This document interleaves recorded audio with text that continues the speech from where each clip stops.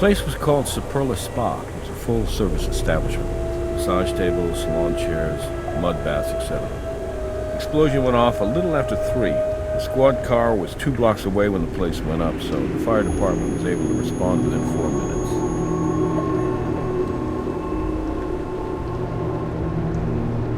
Not that it helped.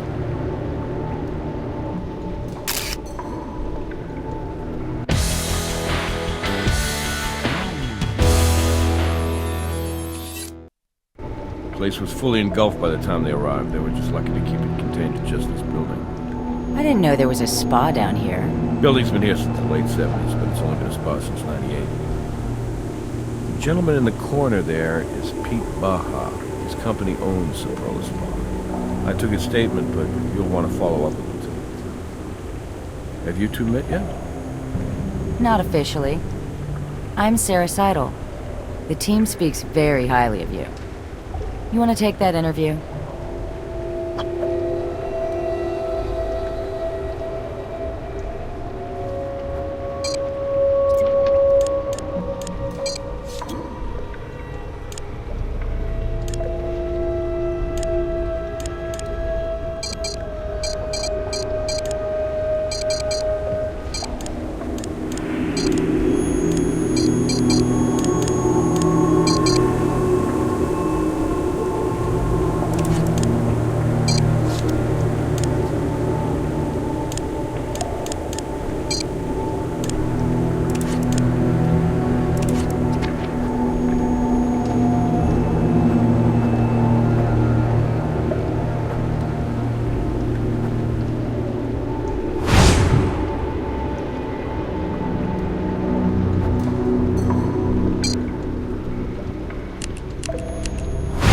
We should take samples of soot from all around this place to see if we can find traces of an accelerant.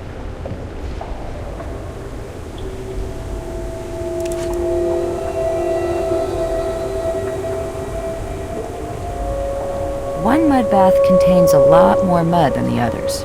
It might just be the way they do it. But the one next to it is filled only up to the line on the side of the tub. That mud is baked solid. We're going to need a way to examine it inside and out, without actually breaking it up and compromising potential evidence. You know, the other day, Catherine was telling me that we have access to an industrial ultrasound device. It sounds perfect for this problem. I'll give her a call.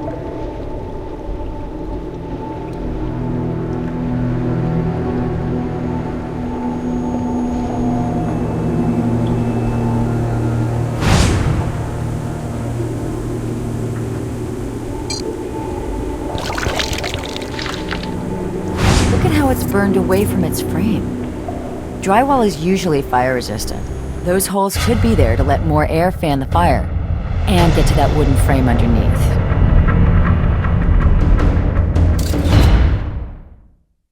That could indicate arson, but we'll need a lot more evidence to prove it.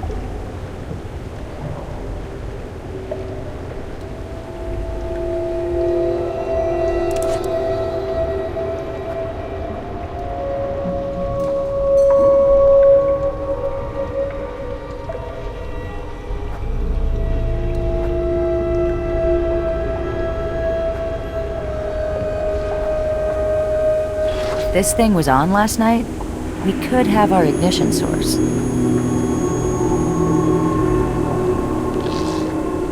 It's hard to tell what this was. Not much left of it. Judging from the charring in the inside of the oven, it was in there for long enough to catch fire. It's almost like a timed fuse. So far, that's 2 things that point to arson. We'll need more evidence to be sure.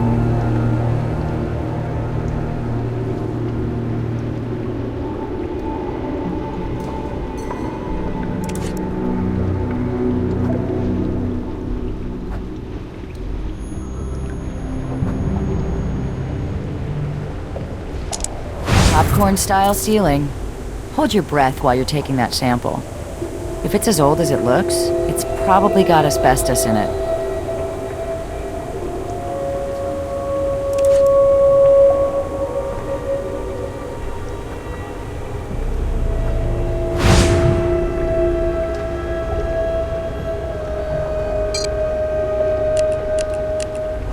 if we can get one more sample of soot after this one. We'll have enough.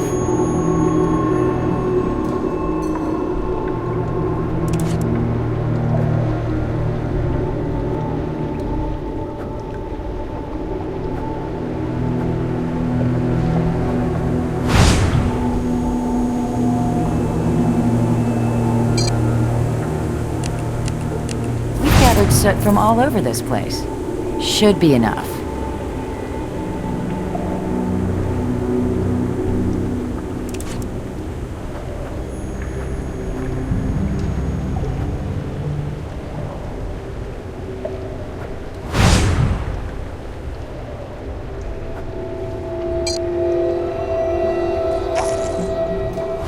Crimping along the edges of the split gas line. I'd say it was cut.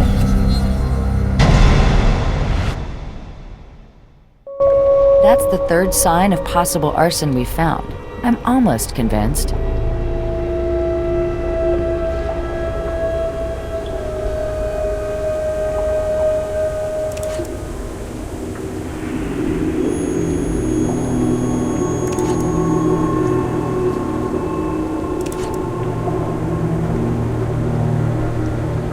Hi, Pedro Baja.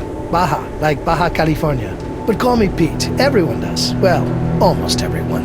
You in charge of this place, Pete? I'm the CEO of Miel LLC. It's less impressive than it sounds. It's basically a holding company for a few mom-and-pop style businesses that were worth rescuing when the original owners wanted out. The company owns Super La Spa, what's left of it. We'll have to notify the claims adjuster when we've released the scene. Actually, this is kind of embarrassing, but the policy on this place has lapsed. You let the fire insurance on one of your businesses expire? It's complicated. We sent them a payment, but they said they didn't get it. Then they wanted us to pay a late fee and raise our premium. I mean, we've done business with them for years, and now they decide to penalize us over a little slip-up? I have some things I need to take care of. Here's my card, at least until the next board meeting. You can reach me at my office. Now we're living in the future. I'm still waiting for my flying car, but seeing through walls isn't too shabby. I have a rough idea, but remind me again how the device works. Just turn it on and point the wand at whatever you want to scan.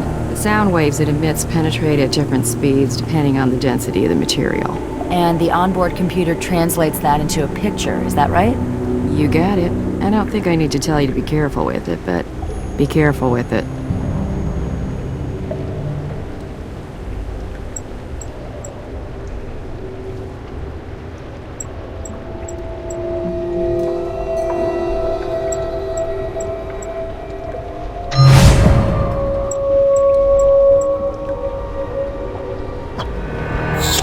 Does that look like a human body to you? It looks like we have a victim after all. I'll call Doc Robbins for a pickup.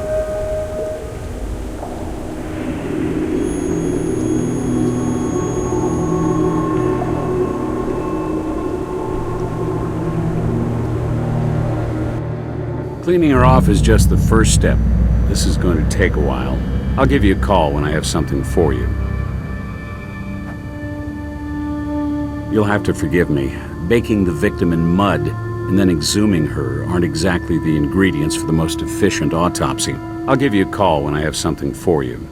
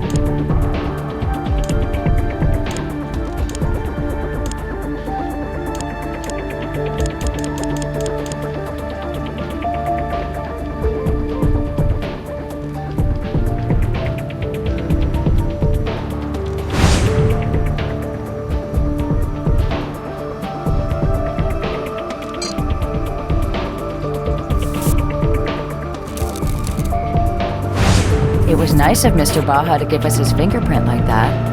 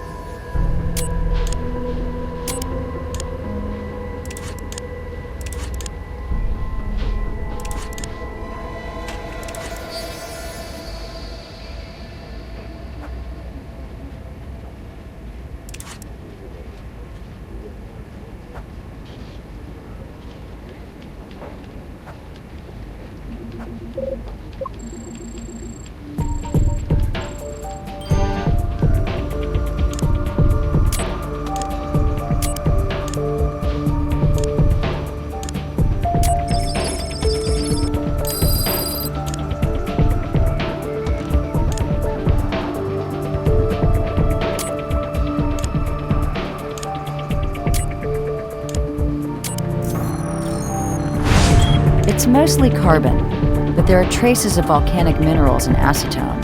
The mud at the spa is made of volcanic ash, but the acetone is an anomaly. Acetone is sometimes used as an accelerant. We should test the rest of the soot we've collected.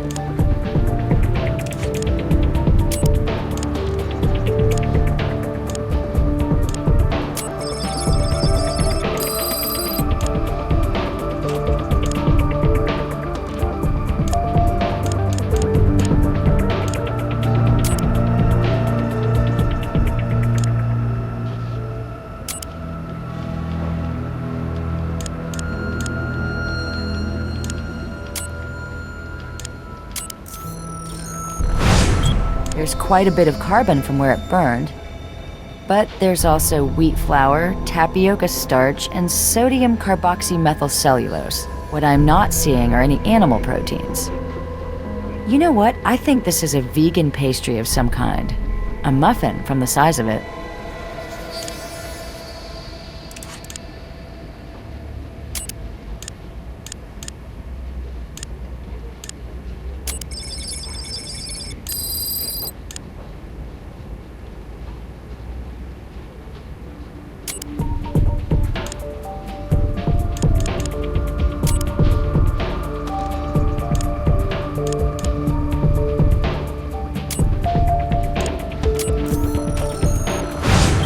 It's primarily calcium sulfate and asbestos.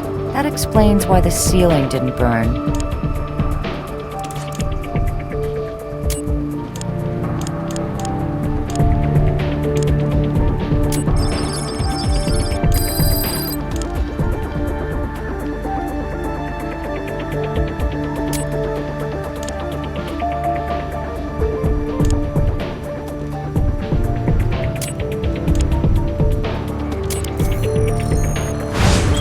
Soot from the break room contains carbon, acetone, and T-butyl mercaptan. That's the odorant they use in natural gas. That's the second sample of soot to contain acetone. Let's keep analyzing the soot samples we've collected. I think we're onto something.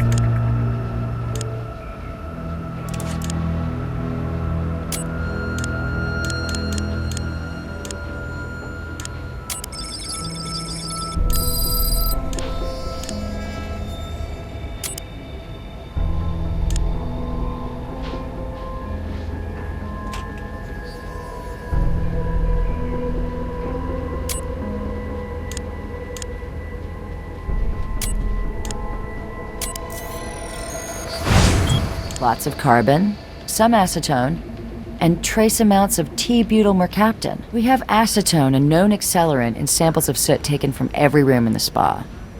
We've got a gas leak that looks to be the result of tampering. The drywall here has been ventilated to get around its natural fireproofing. And then there's this acetone residue over every inch of the place. Throw a muffin in the toaster oven at 450 degrees. Then just leave it in there without setting the timer. Sounds like a recipe for arson. Hey there, it's Dr. Robbins. Just wanted to let you know I've completed the autopsy on your burn victim.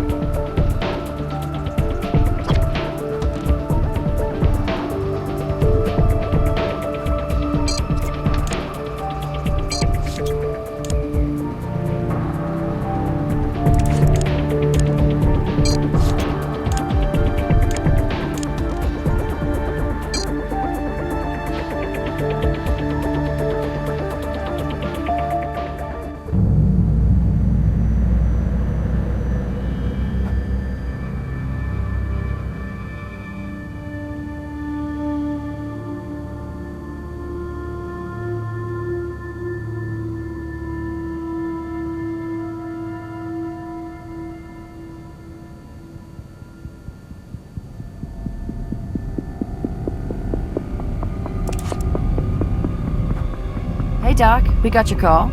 All right, let's begin. Well, her bikini probably left no room for imagination, nor an ID, but I did collect her fingerprints and DNA for you. Take a look at the third-degree burns on your victim's hands and face. You can probably tell that they were above the surface of the mud during the initial explosion and subsequent fire. In addition to the burns to her skin, she suffered thermal injury to her upper airway. She inhaled a substantial amount of smoke and hot gases from the fire. Carboxyhemoglobin levels in her blood exceeded 73%. Cause of death was suffocation due to carbon monoxide poisoning. In a fire that intense, carbon monoxide levels would spike rapidly. She probably fell unconscious pretty quick. Most likely, she slipped under the mud after losing consciousness. Time of death is going to be difficult to determine. Even without the fire, the initial temperature of the mud bath complicates my ability to offer an accurate estimate. I was able to extract samples of the vitreous humor from both eyes. Potassium accumulation in the tissue indicates time of death between 3 and 4 a.m. That's consistent with when the fire started. Not exactly, but take a look at this bruising on her arm. Does that look like a handprint to you? Yeah. Looks like someone grabbed her pretty hard. From the coloration of the bruising, I'd say it occurred at least 6 to 12 hours prior to death. I certainly find no indication she was lying in that mud over a prolonged period of time. We need to get a photo of those bruises. My camera's memory card is full. You mind documenting this one? I'll wait.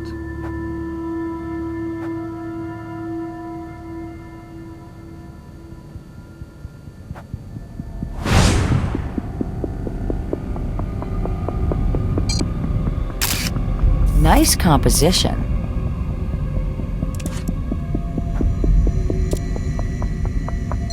Maybe. Your victim had advanced mesothelioma. It's a type of cancer that attacks the lining of the vital organs. It's thought to be caused most often by exposure to asbestos. It looks as though it was an ongoing problem for her. I discovered indications of a pleurectomy, the removal of the outermost lining of the lungs. From the scar tissue, that surgery probably took place a few years ago. She may have thought she was out of the woods. Unfortunately, I found an active malignancy in her pericardium, the lining of her heart. She didn't have long to live. You know, we found some asbestos at the crime scene. The whole ceiling was coated with it. There was even a corner of the break room where it had come down. You don't suppose our victim set the fire, do you? Revenge and suicide all in one? We'll have to ask Brass if she filed any kind of complaint. Well, the pleurectomy obviously suggests at one point she knew she had cancer. But there's no way to know whether she was aware it had recently metastasized to her heart. I ran an expanded tox screen. She hadn't been taking any cancer medications, and I didn't find any tissue damage from possible radiation treatments. I did, however, find evidence of a persistent, dare I say, habitual use of cannabis. You know, a Harvard Medical School study concluded that one of the active chemicals in marijuana, THC, may in fact inhibit the growth of certain tumor classifications, even though it says right there in the press release that the growth of some other tumors might actually be accelerated by THC. A man hears what he wants to hear and disregards the rest, right? So now the idea that weed cures cancer is spreading far and wide. Anytime.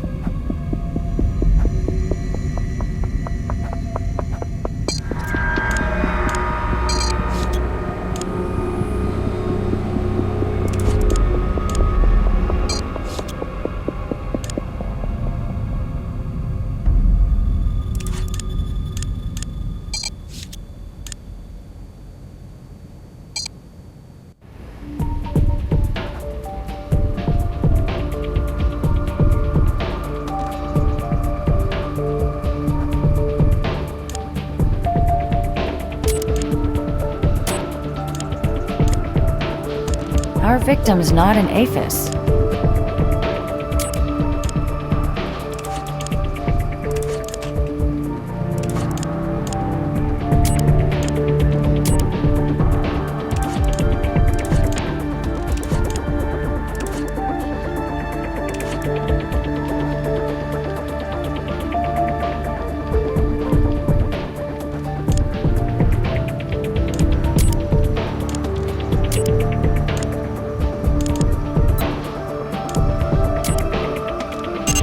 She's not in CODIS. Our Jane Doe doesn't seem to be in the system. Maybe Pete Baja knows her.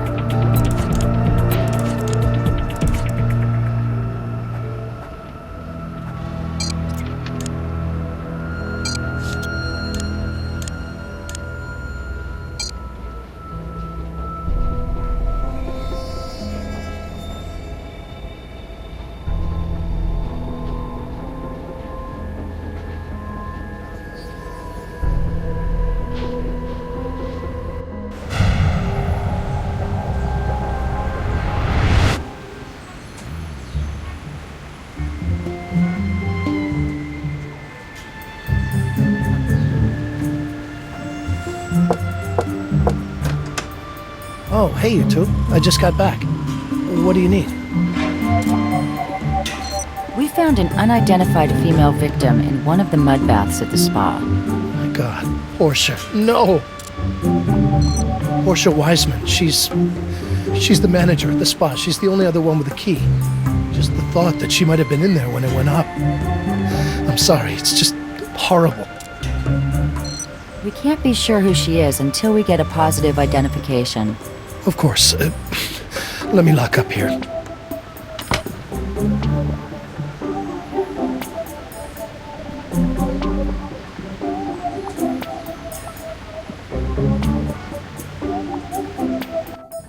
Oh, Portia. No. What were you doing in there? Actually, we were hoping you could help us shed some light on that. Would you mind answering a few more questions? Sure.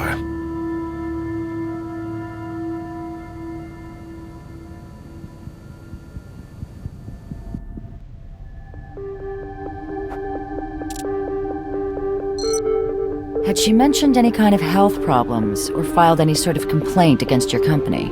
No, nothing like that. Why? She had mesothelioma, a type of cancer caused by asbestos. Oh, that's horrible, but what does it have to do with my company? I don't know anything about any asbestos.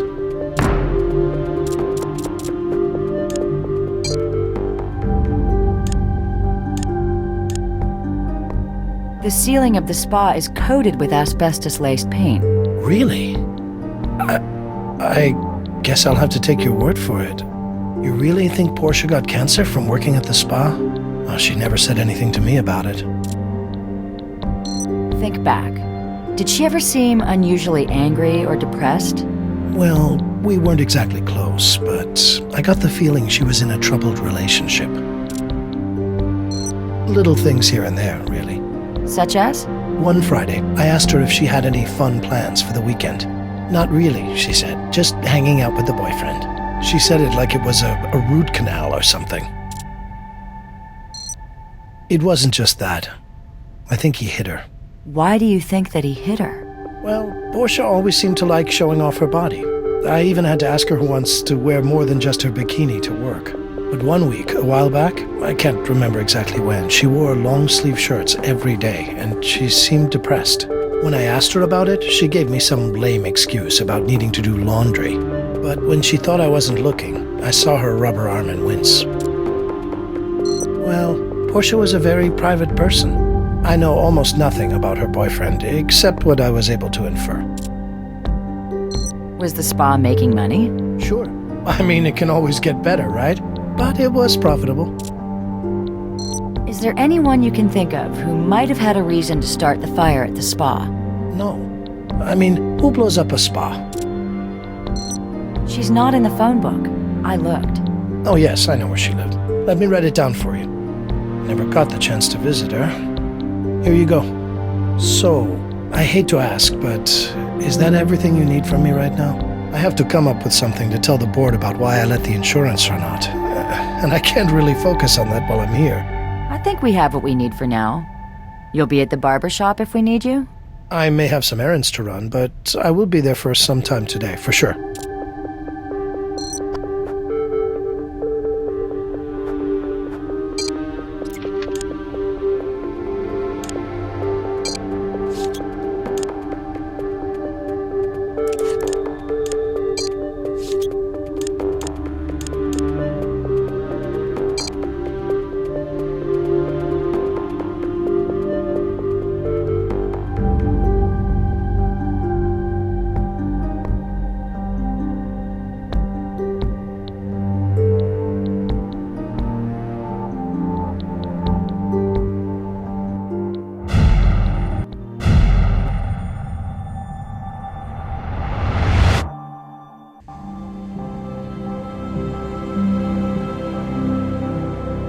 Vegas crime lab. Drop the weapon now!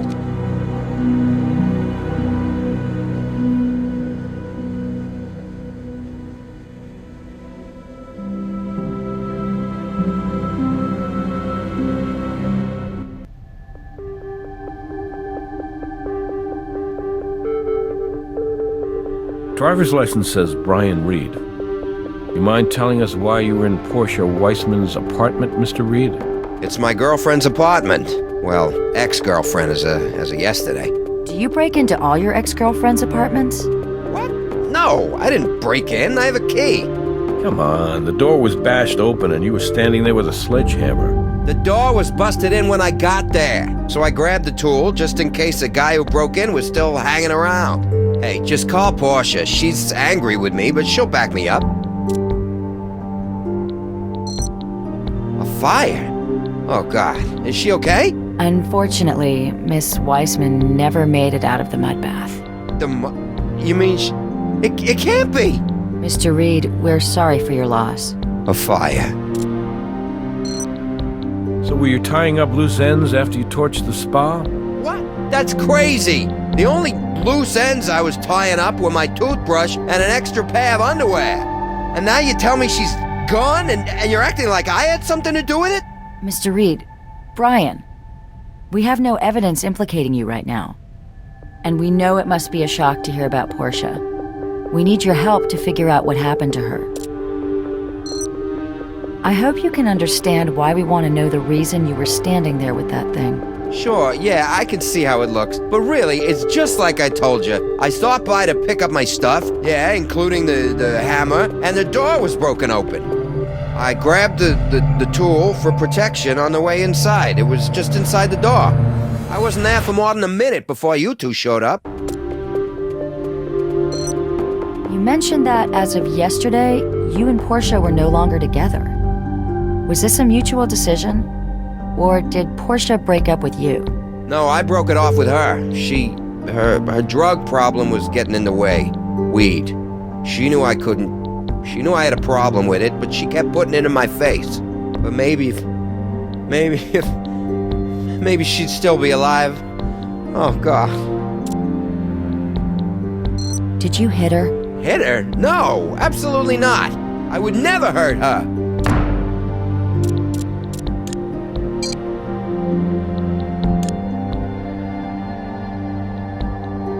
Come on, Brian, I get it. She got a little out of line, right? So you had to shake a little sense into her. It wasn't like that. She just, liked it a little rough sometimes.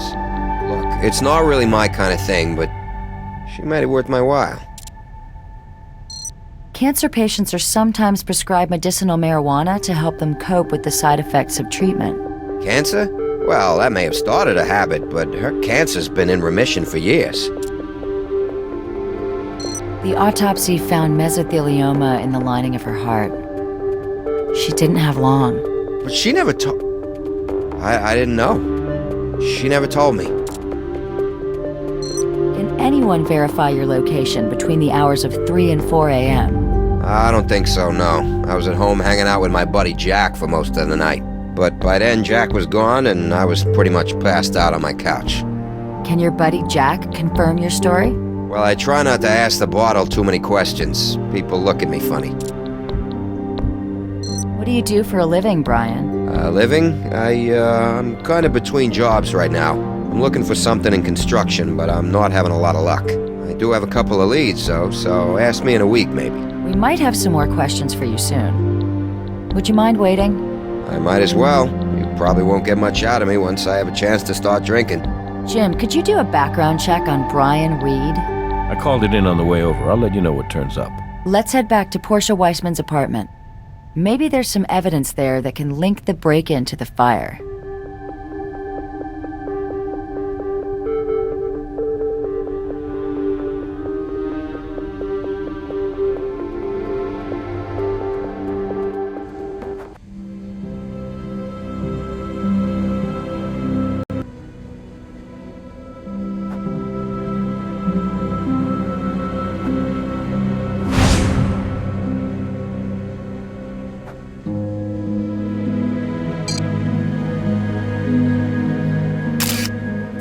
to find a shoe that matches this impression. It's made out of some kind of dirt. We should get a sample.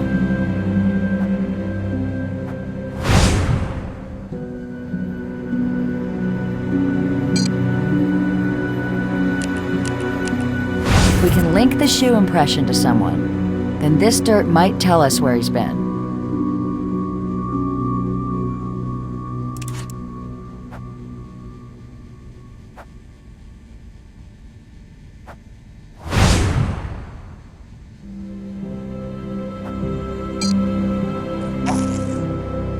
Marks here are thin and straight, but some are circular, just like the holes in the drywall at the spa.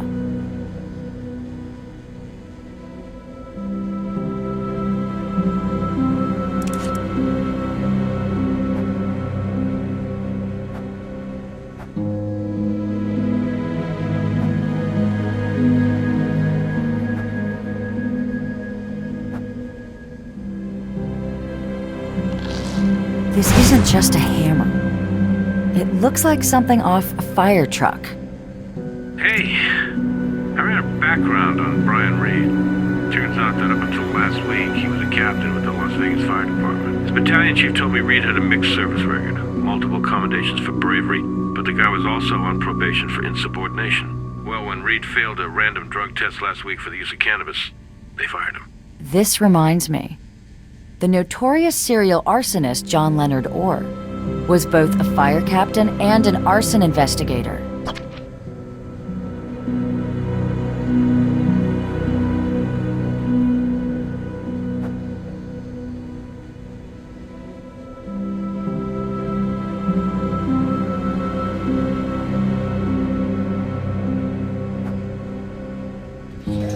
Storing something in the broiler pan. Guess it's a little late to warn Portia about the fire hazard.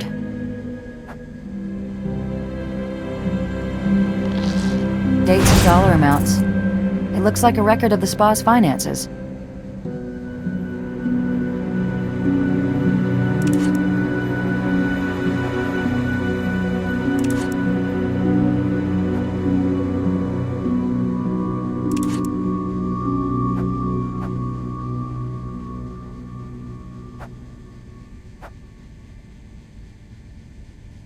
A black hair pulled out at the root. Portia was a blonde, and Brian Reed has red hair. Someone else was here.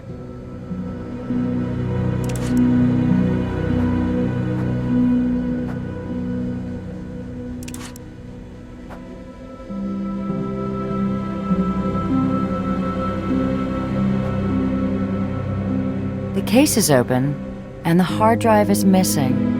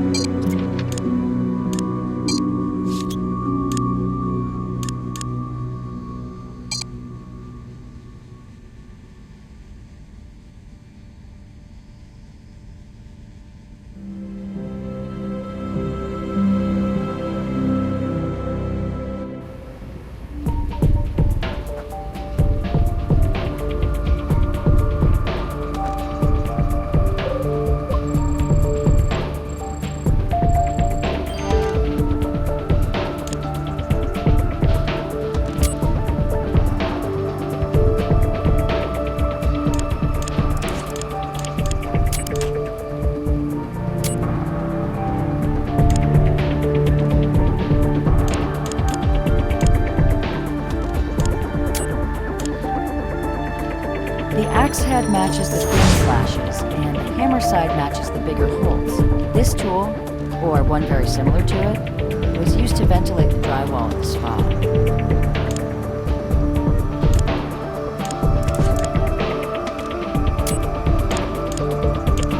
Brian Reed's Denver tool is a match to the markings on Portia Weissman's door.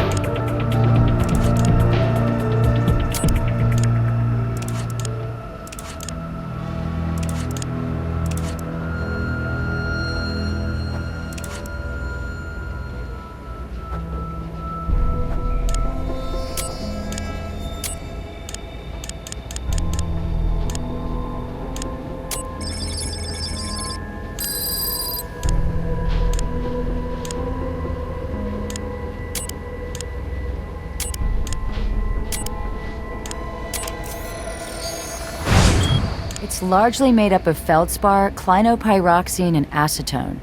The minerals are found in volcanic ash, which is what they used to make the mud for the baths. And acetone was the accelerant used at the spa.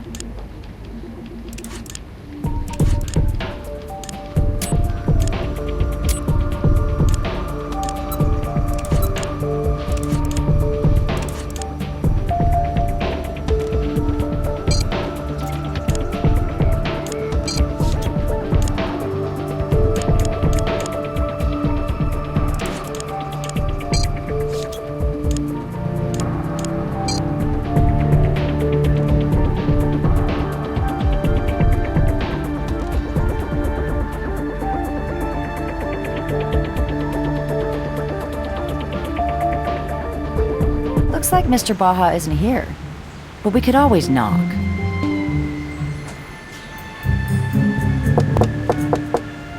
No answer.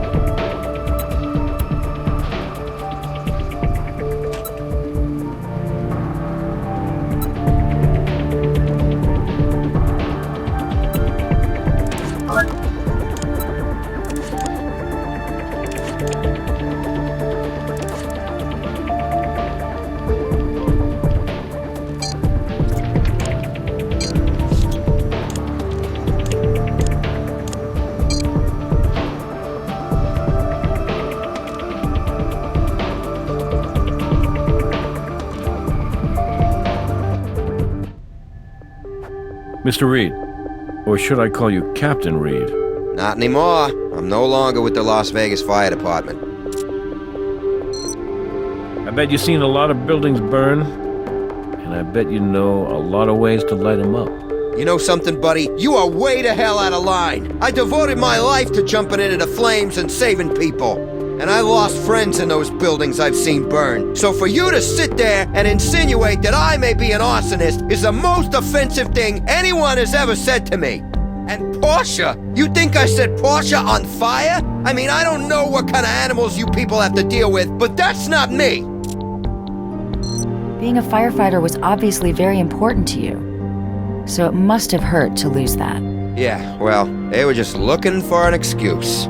I was actually trying to keep my head down. You were on probation. It was a tenement fire in the Alphabets. Battalion chief thought the place was coming down. Ordered me not to go back in. You'd think I might earn a little slack for telling the boss to piss off, but let me save a room full of kids. And again, if I'd stopped at piss off, maybe I would've. Wasn't Portia the one with the drug problem? Yeah, it was her problem, and she's the reason I got fired. Portia made pot brownies. Now, she says she didn't dose me intentionally, but she did leave the damn things right where I would find them, and she didn't tell me what they were. I ate 3 of them. I could barely get out of bed for like a day and a half. I don't know how anyone can stand that stuff. And then, as if that wasn't bad enough, Happy Monday, go pee in a cup. I dumped her because she got me fired from a job I loved. It's a firefighting tool, isn't it? It's called a Denver tool. Firefighters use it for getting into and out of places. Places like apartments? Only if they're on fire. We think you used your Denver tool to break Portia's door in. I told you I got a key. Look, take it if you need it.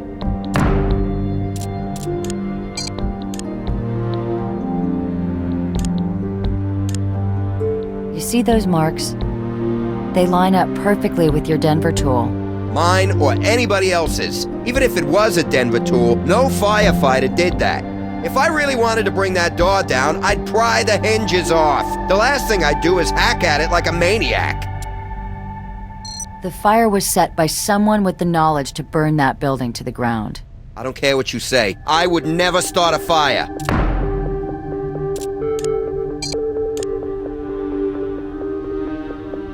The drywall at the spa was ventilated with a Denver tool.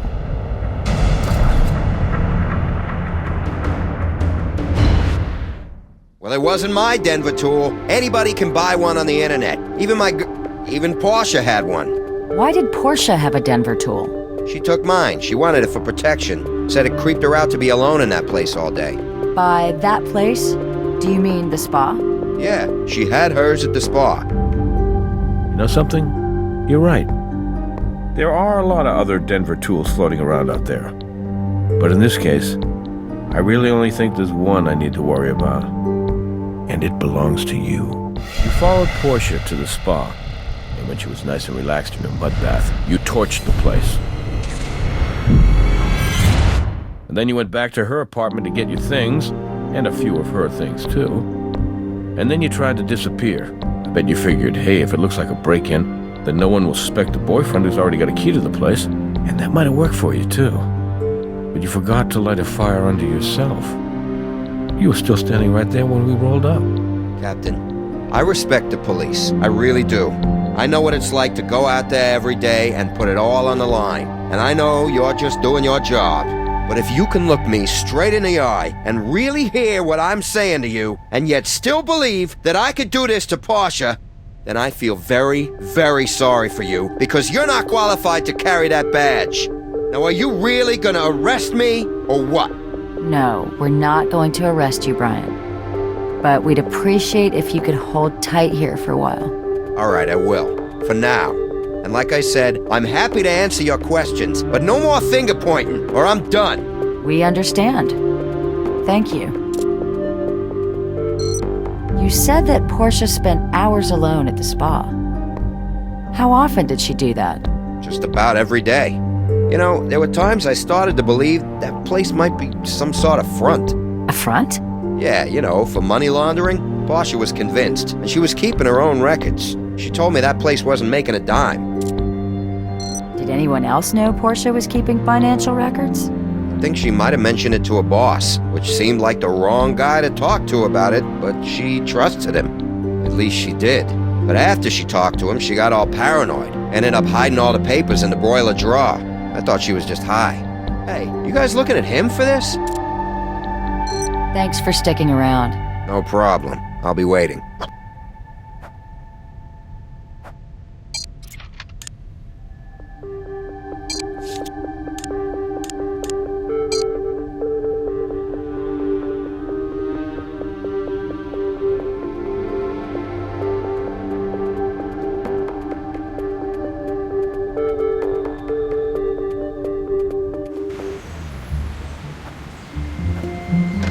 Hi.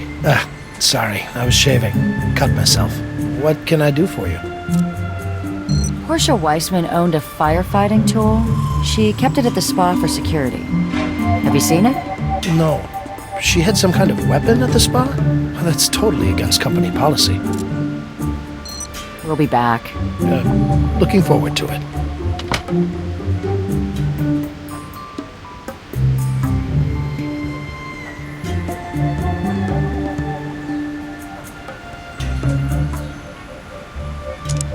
Good catch. That should contain a workable sample of his DNA.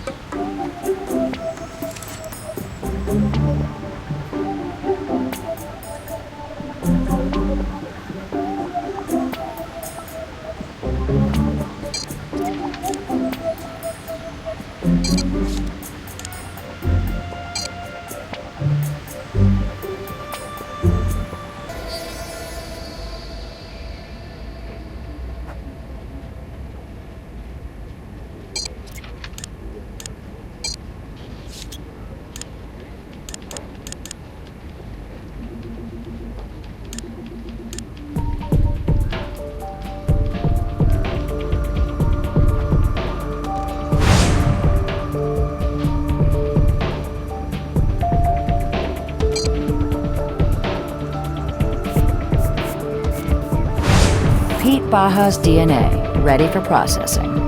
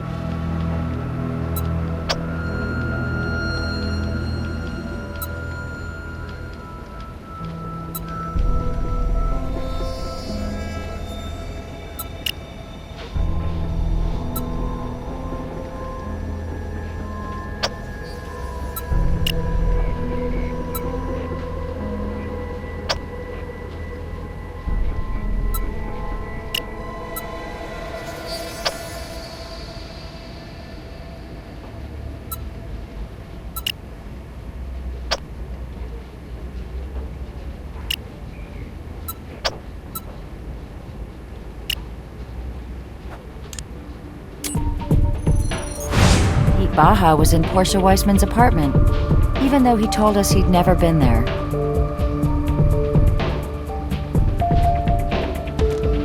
How's the arson case? Is your decorated fireman still the prime suspect? I'm not so sure now. He's got an answer for everything. And what I thought was the best evidence we had against him, his firefighting tool, well, it doesn't actually provide us with anything conclusive. On top of that, the spa's owner, Pete Baja, lied to us about never visiting the victim's apartment.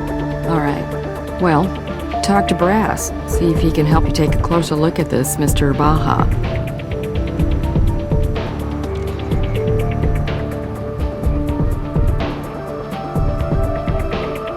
All right. You're down here already. I was just gonna call you. This is Special Agent Gene Huntby of the FBI. It seems your case may be crossing into his jurisdiction.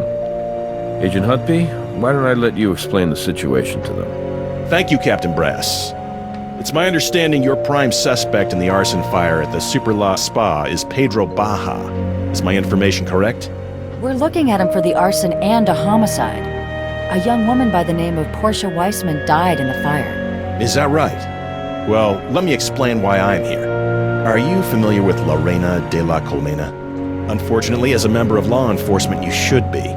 In Spanish, it means the Queen of the Hive, and it's the alias for a woman named Beatriz Salazar, now the most dangerous drug lord in Mexico. We believe Pedro Baja was in her employ. Okay.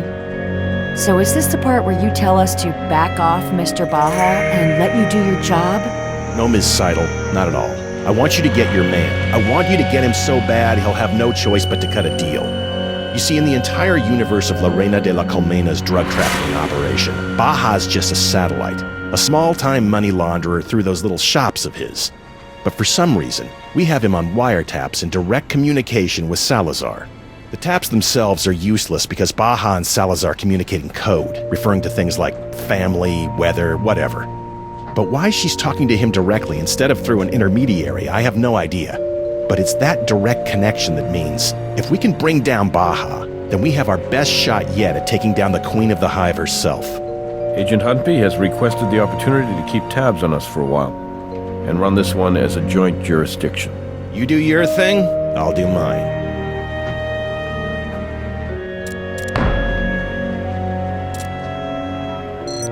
Based on what evidence?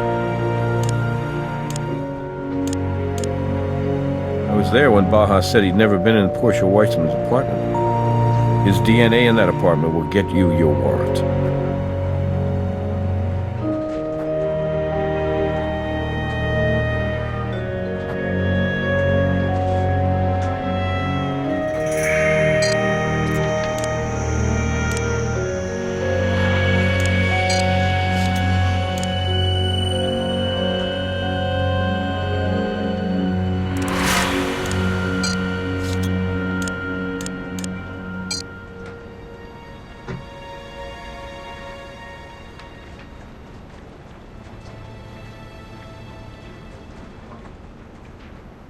Baja, Las Vegas police. Open up. Looks like he's not here. Guess we'll have to execute the warrant without him.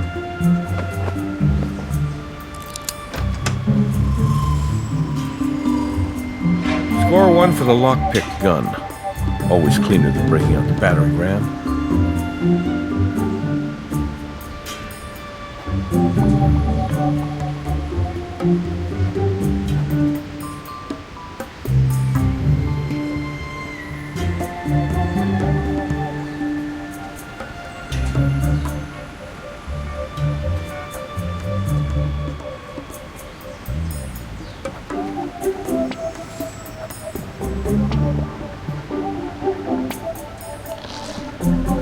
Looks like an empty financial or legal portfolio with the spa's logo on it. Those records we found in the Vic's oven are just the kind you'd keep in a binder like this.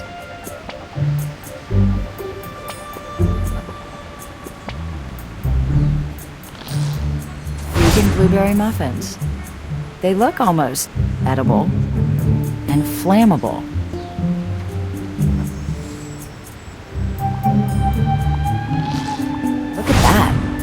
The hard disk isn't screwed in.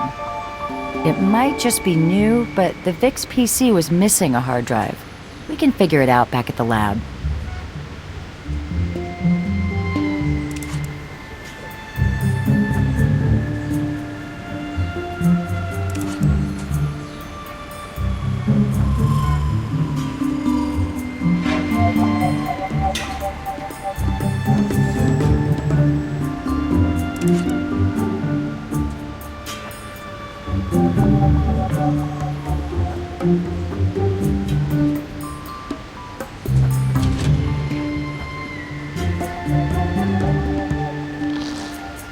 Tax forms claim that Superla Spa was highly profitable.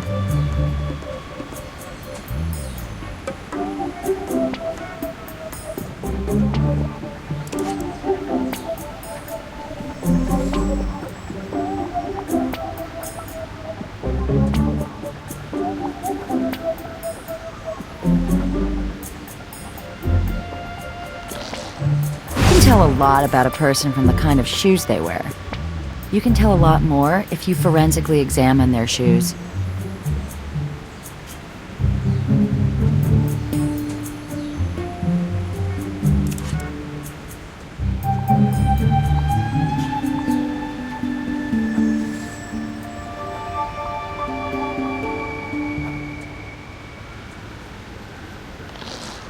These shears are made for cutting pipes, and we have a severed gas line to account for.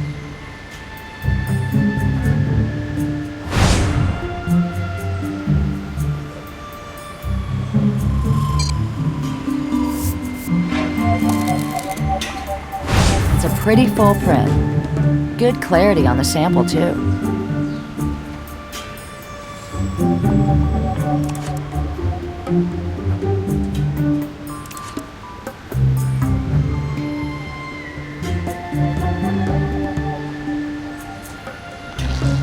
That looks just like the tool we got from Reed.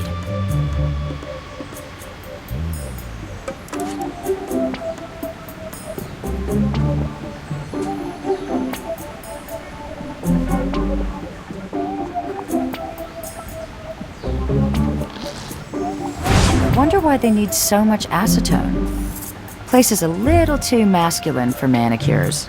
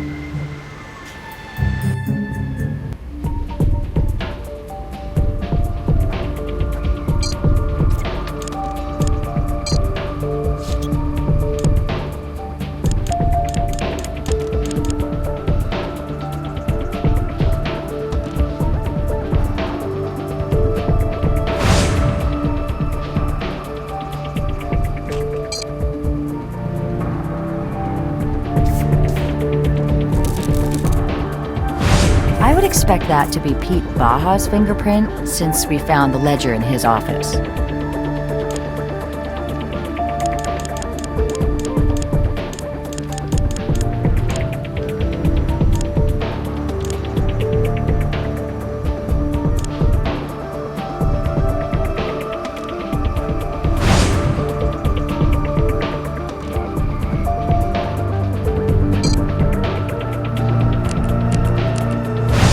Like some kind of dried mud.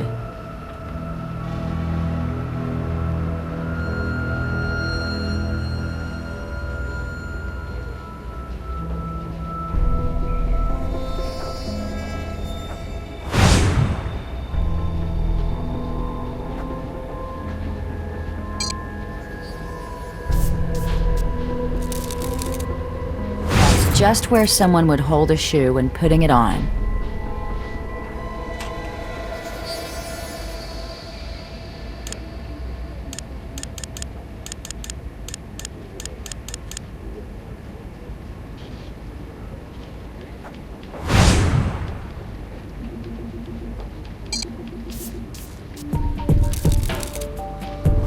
Tell us who handled this tool.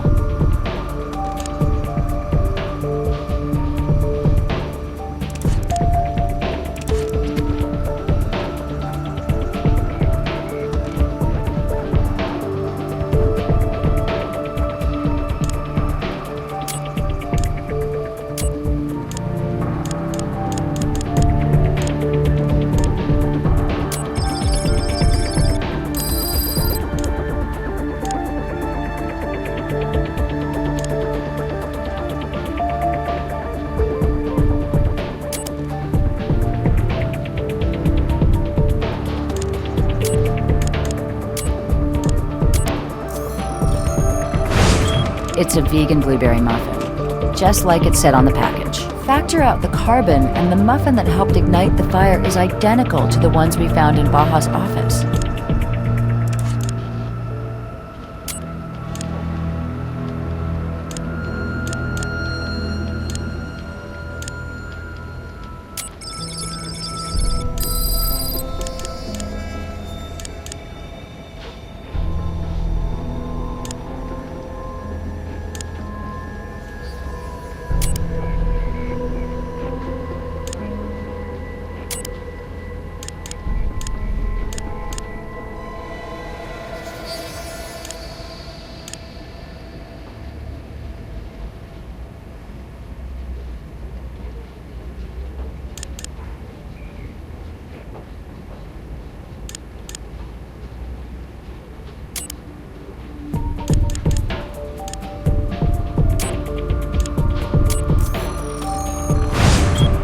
Almost pure acetone. No fragrances, no dye.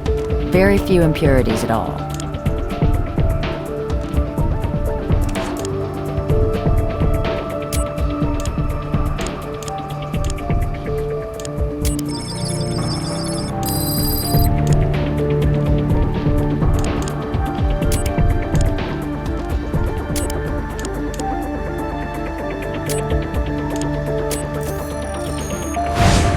More volcanic minerals and acetone.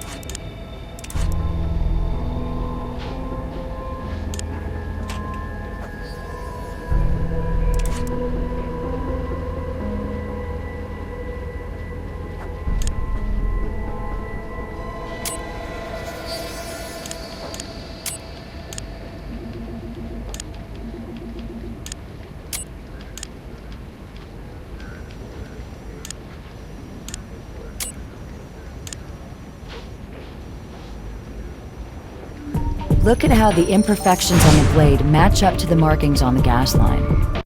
These shears were used to cut that gas line.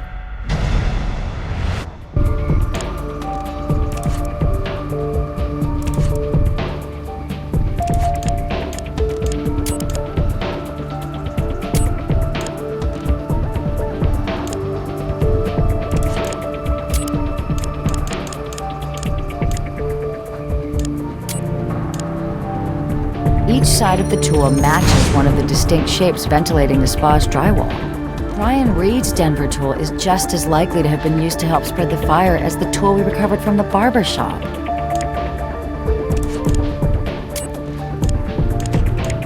The tool from the barber shop could have been used to break into Portia's apartment.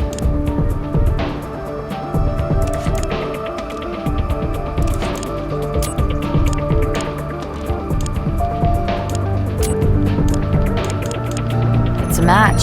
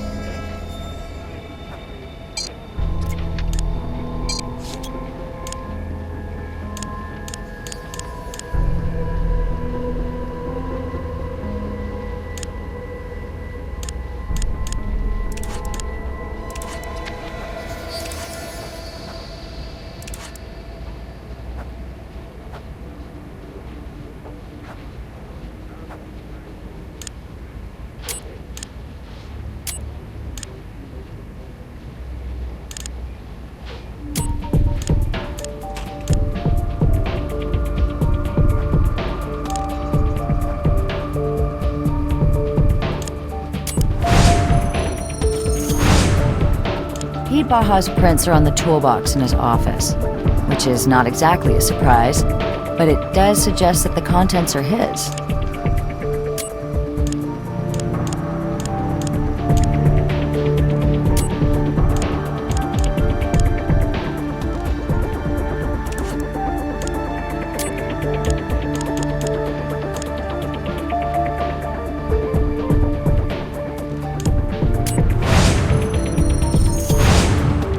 Based on the placement of Baja's fingerprint, those have got to be his shoes. The shoes tie Pete Baja to the spot just prior to the explosion. I think we may have enough to nail Baja for starting the fire. The shoes put him in the spot sometime after the acetone was dumped. He'd picked up quantities of both the accelerant and the spa mud. The hair placed Baja in Portia's apartment, but the footprint puts him there sometime after visiting the spa.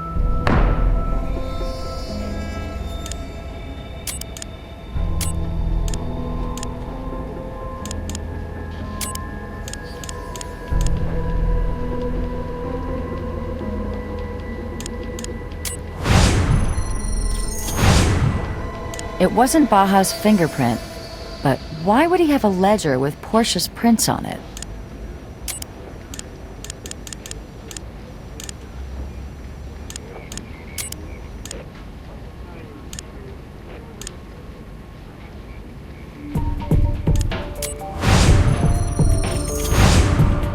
Portia Weissman used this tool.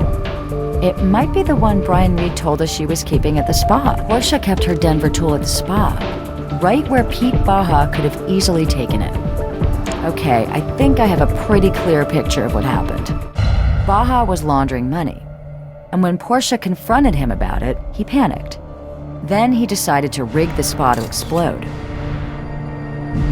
Portia probably showed up after Pete was gone.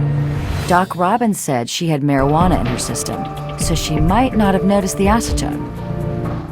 While she was there burning to death, Baja was at her apartment looking for the record she was keeping.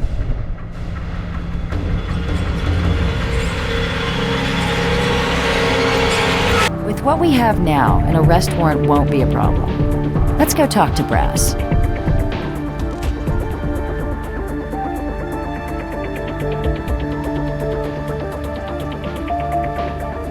Good, you're all here. What's going on, Captain Brass? What's so sensitive you couldn't discuss it over the phone? We have a visitor. Miss Beatriz Salazar. You serious? She's here? The Queen of the Hive herself just walked in and asked to talk to the CSIs in charge of the Pedro Baja mind if I sit in on this one, Captain Brass? Be my guest, you can even take my seat. I'll hang back and watch from the viewing room.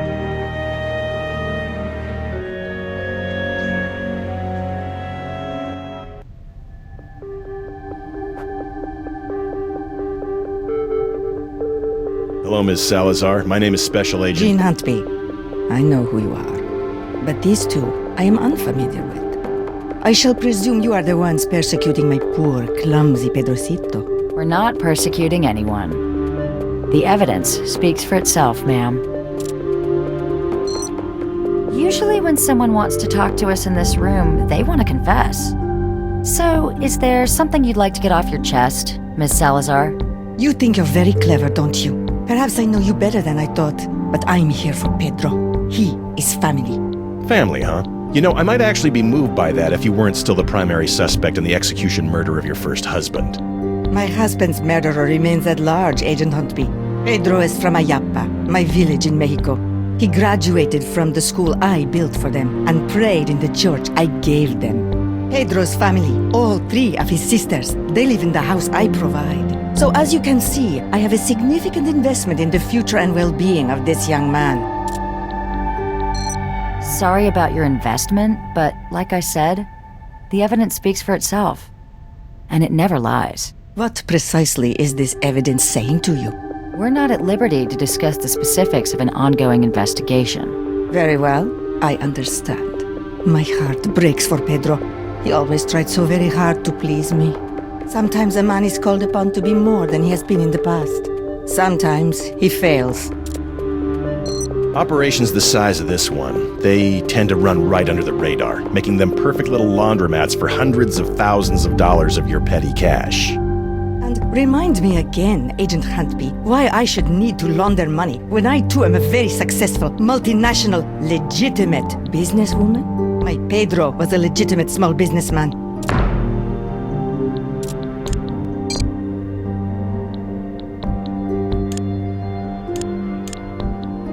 Superla Spa wasn't doing nearly as much business as he was reporting. Oh dear.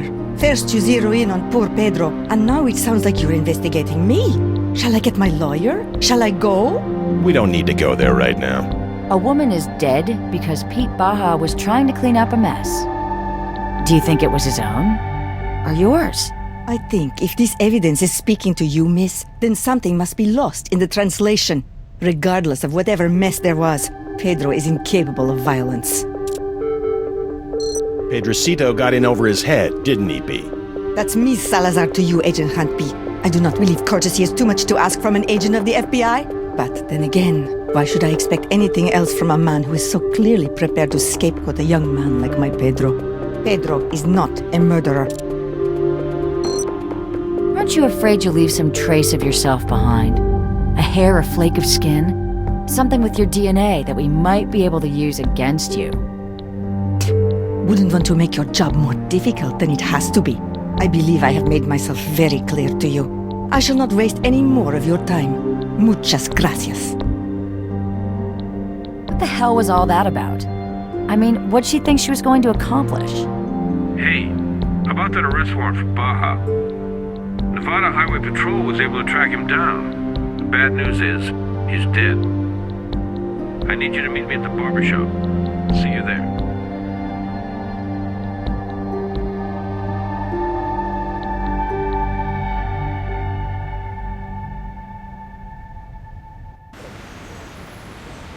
Two police officers came by to serve that arrest warrant again. They found him like this. Called it in. Is that a video camera? It's aimed right at him.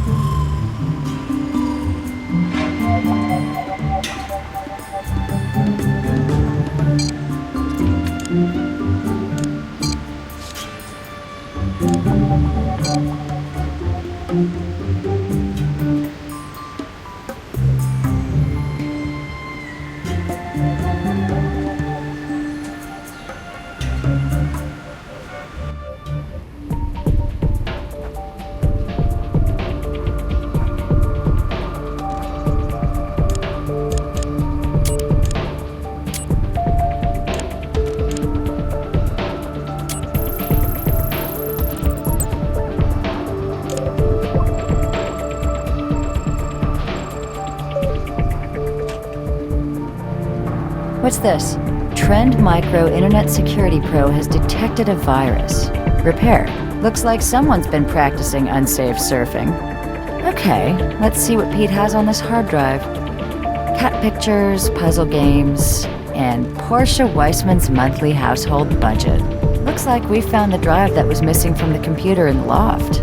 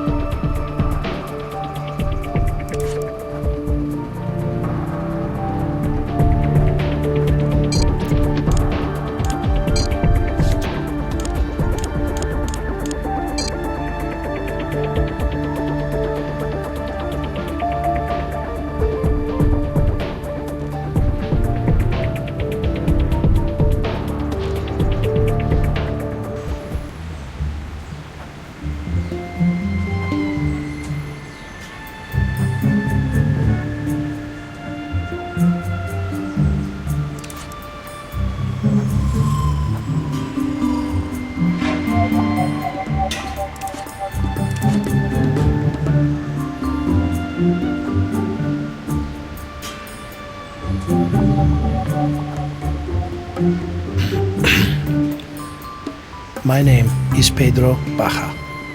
I'm an embezzler and a murderer.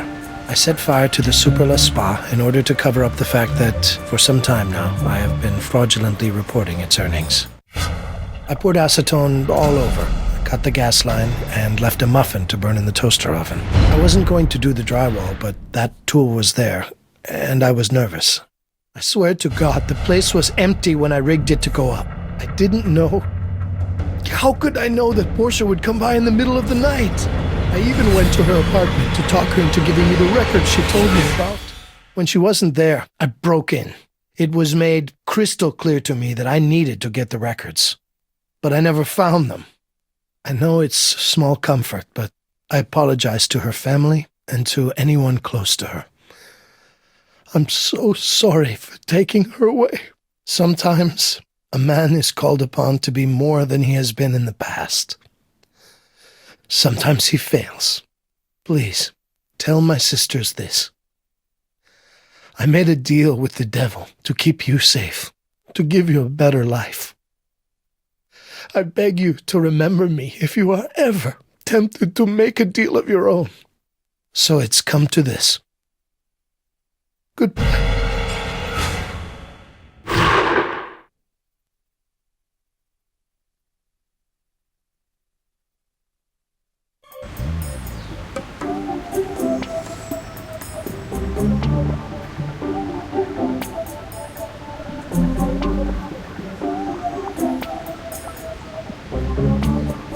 So all the forensic evidence supports what Pete Baja confessed to on the video?